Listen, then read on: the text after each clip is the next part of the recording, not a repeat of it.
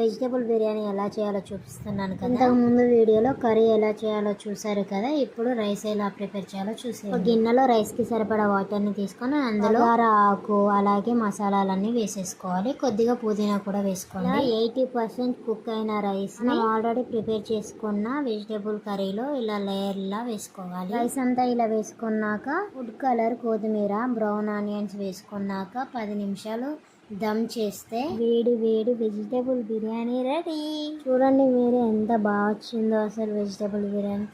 ఎంతైనా నా చేతిలో ఏదో మ్యాజిక్ ఉందబ్బా. నాన్ వెజ్ బిర్యానీకి ఏ మాత్రం తగ్గకుండా సింపుల్గా ఇంట్లోనే ఇలా వెజ్ బిర్యానీ తయారు చేసుకొని తినండి. ఇలా ఎంతమంది నాలా నిమ్మకాయ పిండుకొని తింటారు. నాని కూడా తిని టేస్ట్ చాలా బాగుందని అన్నాడు. ఇక నా ఆనందానికి హద్దులు లేవనుకోండి. ఇంత ప్రేమతో వంట చేసినప్పుడు బాగుందని ఒక్క కాంప్లిమెంట్ ఇస్తే చాలు ఎంత హ్యాపీగా ఫీల్ అవుతామో కదా.